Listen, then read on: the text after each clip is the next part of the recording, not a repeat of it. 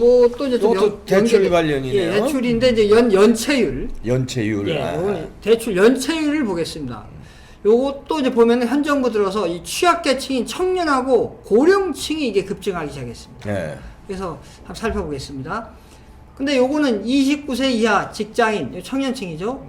은행 대출 연체율은 제가 말씀드린 거하고 반대로 오히려 시간에 따라 더 줄었습니다. 네. 요거는 좀 이상하다고 제가 뒤에 이유를 설명드리겠습니다. 근데 요게 기준이 대출 차주수니까 요거는 그러니까 대출 한 사람 중에서 연체한 그 사람 그 비율입니다. 사람이요. 예, 예, 사람. 금액이나 이런 게 아니라. 예, 사람. 그러니까 이게 더 정확한 네, 자료가 되겠죠. 그렇죠. 네. 현황을 볼 수 있는. 그래서 보면 2017년 6월 말 기준으로 지금 은행 대출 연체율입니다. 청년에. 네. 그게 1.98이었는데 2019년 12월 말에는 1.71로 하락을 했습니다. 예. 상당히 하락을 했습니다. 자, 다음 보십니다. 저게 이유가 바로 이것 때문에 그렇습니다. 그러니까 은행 대출은 이게 직장인이니까 29세가 이 대출 받기 어려우니까 지금 제2금융권으로 왕창 이동을 한 겁니다. 청년들이. 그래서 제2금융권, 이 B은행은 뭐 상호저축은행, 네. 그 다음에 뭐 카드사, 그 다음에 보험사, 그 다음에 뭐 증권사, 뭐 캐피탈 이런 거. 예, 은행에 비해서 이자율이 높은데. 예, 엄청 높죠. 네. 예. 그런 데가 이제 많이 늘었네. 예, 엄청 늘었습니다. 부담이 더 커지는 거죠. 2017년 6월 말 기준으로 2.78 연체율이 이 29세 이하 직장인에서 제2금융권에서의 대출 연체율입니다. 그 다음에 19년 12월에는 3.08로 확 엄청 많이 뛰었습니다. 예. 네, 다음 말씀입니다. 자, 그럼 이제 여기 청년층을 이제 보셨죠? 네. 이제 고령층을 한번 보겠습니다. 이제 고령층을 보기 위해서 요걸 먼저 좀 살펴보겠습니다. 네. 일자리 네. 좀 고령층의 일자리 현황을 좀 살펴보겠는데 그게 전년 같은 월 대비해서 이 취업자 수 변화량인데 파란색이 전체 연령에 대한 네. 것이고 빨간색이 60세 이상 고령층에 대한 것입니다. 네. 자, 보시면 파란색부터 보시면 이제 소득주도 성장한다고 2018년도 1월 달에 최저임금을 16.4% 올리니까 이 취업자들이 보십시오. 급감했네요. 이게 2월 달에 이 취업 증가량이 절벽이네, 절벽. 예. 쭉 내려가네. 30만 명 이상 가다가 10만 명대로 그냥 확 떨어집니다. 네. 그러다가 이게 계속 떨어지다가 2018년도 8월 달에는 3천 명까지 떨어집니다. 완전히 그냥 바닥을 치네. 이렇게 고용 참사가 발생하니까 그때 뭐 최저임금하고 그때 6개월만 기다리라 막 하고 이렇게 네. 했지 않습니까? 근데 이런 고용 참사가 막 발생하니까 다급한 겁니다, 정부가. 그래서 한 게 60세 이상 고령층에다가 알바, 단기 예, 알바 자리. 일자리를 그냥 단기 일자리를 왕창 늘린 거죠. 예. 그래서 이 2018년도 8월 달에 전체 연령은 3,000명으로 떨어졌는데 이 60세 이상은 27만 4천 명으로 늘어납니다. 그리고 보신 것처럼 계속 늘어납니다. 40만 명, 50만 명까지 늘어납니다. 그 다음부터 전체 연령이 늘어나기 시작합니다. 왜냐면 그게 끌어올리니까. 그렇습니다. 예. 그러니까 그러니까 최저임금으로 인해서 고용 참사가 발생하니까 그거를 60세 이상 단기 일자리로 봉합을 한 겁니다. 그렇죠. 예. 자, 이런 현상입니다. 그러면 이제 어떤 생각이 드냐? 노령층의 일자리를 많이 했으니까 이거 노령층은 좋은 거 아니냐? 이제 이런 이제. 네, 그것도 단기 알바라서요. 좋은 것도 아닙니다. 예. 다음 보시면. 그런데 그러면 저렇게 조금 일자리를 고령층에 늘렸으면 저분들이 좀 상황이 좋아져야 되는데 이분들의 대출 연체율이 확 늘어납니다.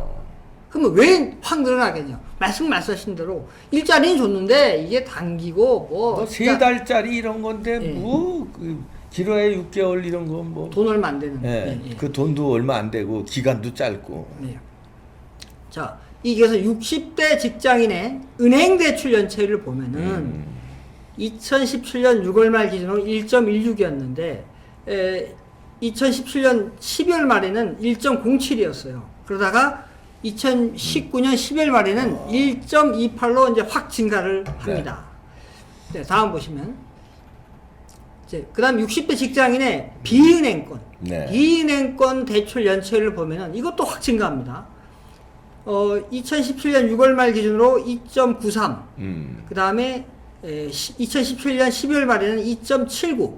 그러다가 2019년 6월 말에는 3.25까지 올라갔다가 12월 말에는 3.16으로 아주 많이 늘어납니다. 네.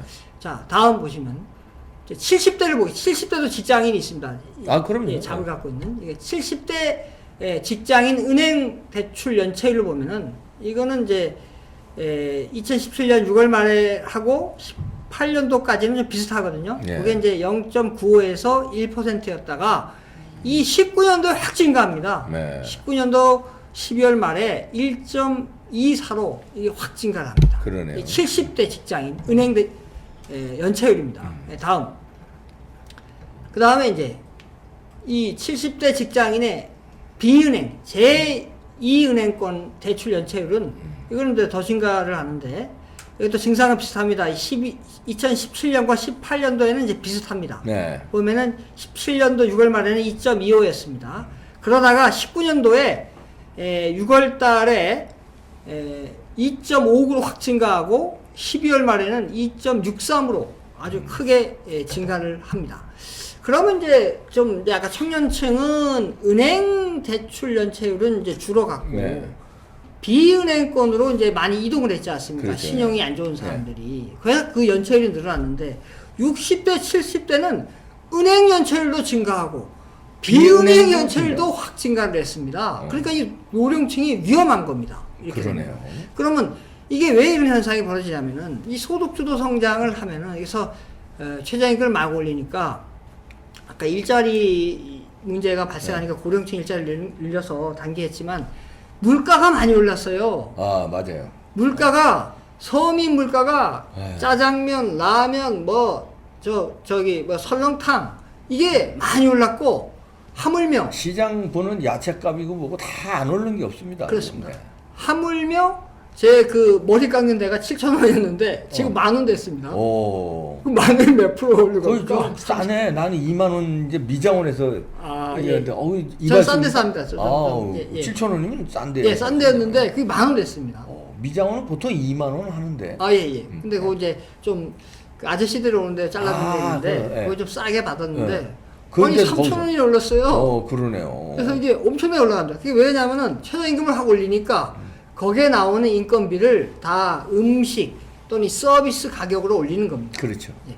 올리고 그 다음에 또 이 교통비도 많이 올랐습니다. 뭐 어디냐면 택시가 낮 기준으로 1,000원 올랐고 할증 붙으면은 예. 1,500 이상이 올라갑니다. 그러니까 갑자기 확 뛴 겁니다. 그러니까 3,000원 받다가 예를 들어서 4,000원 받으면 그렇지. 엄청난 거죠. 예. 이렇게 올랐고 또 이제 그 주 52시간 때문에 그 제가 경기도 쪽에 사는데 시외버스 네. 그걸 또 올렸잖아요. 옛날에 저 이재명 기사 나와갖고 어쩔 수 없이 올린다고. 네. 왜냐하면 주 52시간 되니까 이 운전사들이 50시간 넘어가니까 이 줄여야 돼요 시간을. 그러니까 노선을 줄이고 그 시간을 줄였으니까 월급은 그대로 받아야 되니까 어떻게 됩니까? 이 올려야죠. 그러니까 이 시민들한테 올렸습니다. 예, 시외버스 요금을 올렸습니다. 그렇게 이런 것들이 이게 음식값 뭐 이렇게 음식값 그 다음에 교통비 뭐 이런 게 오르다 보니까 살기 정말 어려워졌거든요. 그 다음에 뭐 등등 들어가는 또 여러 심심한 경제가 뭐 점점 침체되니까 그러다 보니까 지금 이 노령층의 경우에는 은행에서도 그래서 신용도 괜찮은 분도 연체가 많이 늘어나는 거고 신용도가 안 좋은 분, 그러니까 좋은 분들이 제2 금융권으로 많이 이동을 했지만 여기서도 이제 연체가 당연히 이제 많이 늘었고 이 신용이 좋았던 분들도 연체가 이게 경제가 안 좋아지니까 이거 소득주도 성장한다 그래서 그래서 이런 현상이 벌어지는 겁니다. 네, 다음. 그래서 이런 이 소득주도 성장 정책이 이 취약계층인 청년층, 고령층을 신용 불량자로 내몰고 있다. 그러네요. 이렇게 볼 수 있습니다. 이 청년층도 이제 그 문제지만 고령층이 나이 먹어서 저렇게 되면 회복이 안 돼요. 그렇습니다.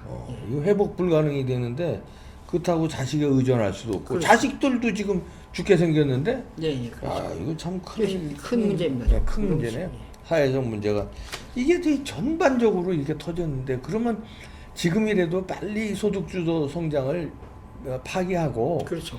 경제 순환할 수 있는 정책을 펴야 되는데 계속 밀어붙이고 있으니까 이 그 하향 곡선은 계속될 거 아닙니까? 그렇죠. 이게 그 걱정이에요. 지금도 죽겠는데 이걸 고칠 마음이 없으니까 계속 더 죽게 생긴 걸로 가는 거예요. 몰아가는 거죠. 그렇죠. 그럼 핑계는 코로나 핑계 되고. 예. 그러니까 이게 18년도에 최저임금을 16.4% 올리고 19년도에 10.9% 올렸는데 그 이후에는 이제 상당히 좀 낮췄죠. 이제 속도 조절했지만 그 여파가 이렇게 몇 년에 걸쳐 가는 겁니다. 그러니까. 이걸 명확히 알아야 됩니다. 큰일 났습니다. 그래서 정신 똑바로 차려서 이제 바꿔야 돼요. 이제 뭐 시장이고 국회의원이고 대통령이고 다 바꿔야 돼요. 바꾸려면 어떻게 하겠습니까? 투표요? 투표 가지고 돼요. 부정을 저지르는 집단인데 싹 바꿔야 됩니다. 파이터치연구원의 나정주 원장이셨는데 나정주 TV도 많은 관심 부탁드립니다. 구독 꾹꾹 눌러주십시오. 좋아요도 부탁드립니다. 마치겠습니다.